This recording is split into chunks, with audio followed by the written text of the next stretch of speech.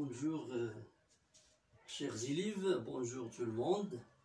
Donc aujourd'hui je vais traiter une situation plus importante concernant comment déterminer le centre d'inertie.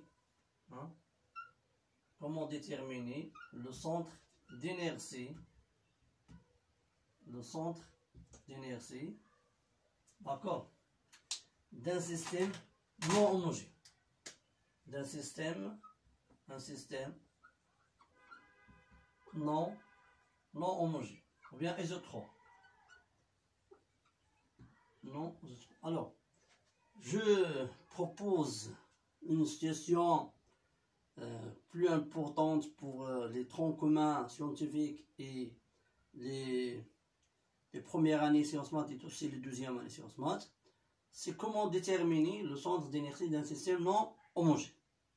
Alors, j'ai choisi dans cette vidéo un disque. Donc, un disque ici, comme ça. Un disque. C'est un disque. Donc, un disque noté D. Ce disque de centre O,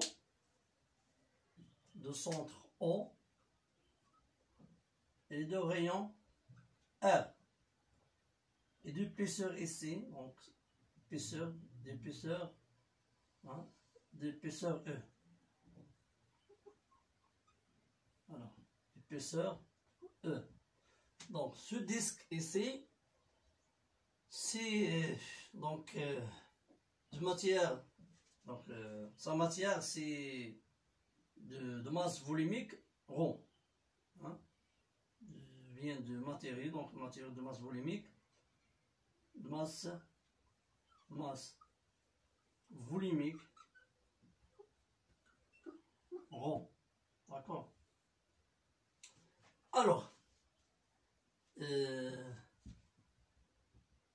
j'ai collé ici un autre disque. Ça c'est O', notre disque ici s'appelle, c'est le disque C, de centre O' et de rayon petit r. D'accord. Alors, et de même épaisseur E.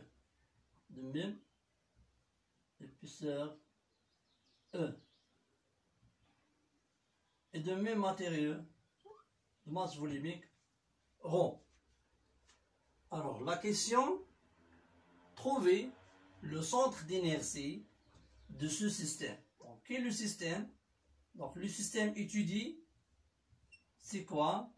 Il est conçu par le disque D de centre O et de masse MD, et le disque C de centre O' et de masse MC. Alors, on a un système mécanique est conçu par deux disques.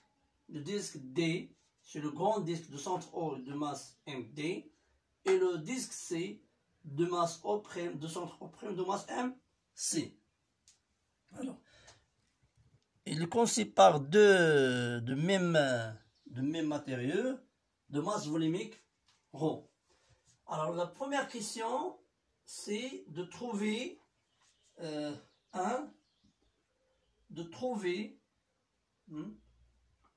et je choisis par exemple que grand R égale à 3 petit r. C'est une donnée ici. Grand R égale à 3 R. Donc de trouver l'expression de MD et de MC en fonction de ρ, E et petit r. C'est la question 1.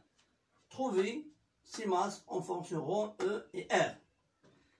Alors la première question, qui est la relation entre la masse volumique ρ et la masse MD?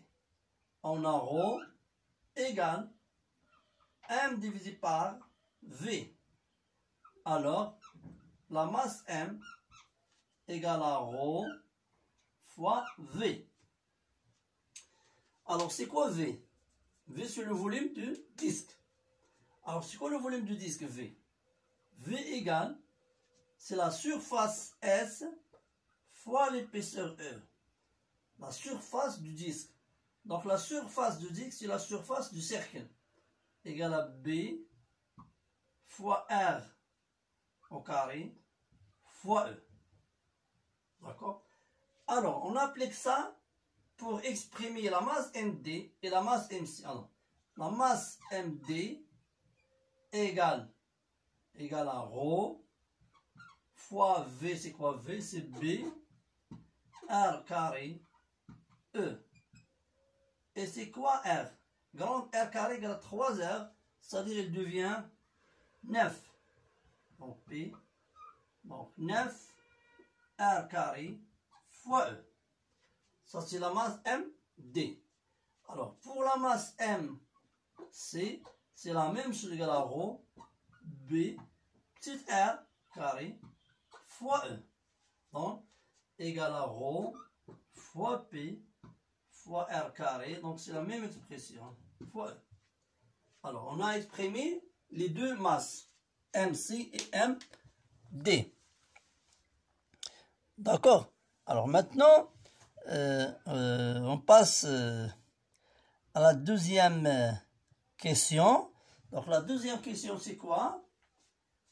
C'est de, donc la deuxième question c'est de exprimer donc le théorème de barycentrique et déterminer la distance OG.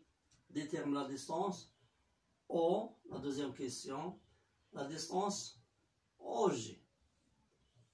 Alors, pour déterminer la distance OG, donc on applique le théorème de barycentrique. Théorème de barycentrique. Donc, c'est quoi le théorème de barycentrique? C'est quoi le théorème de barycentrique? Le théorème de barycentrique, il a dit que, quel que soit, donc, quel que soit le point M de l'espace, quel que soit le point M de l'espace, on a MD plus MC fois M de G égale hein, MD MO plus MC MO'. Alors la masse totale concentrée au centre G, la masse MD concentrée au point O et la masse MC concentrée au point O'. On veut déterminer donc OG, c'est-à-dire G par rapport à O. Déterminer OG, c'est-à-dire hein. Alors pour cela on pose quoi? On pose grand M égale à O. Et on remplace grand M par O.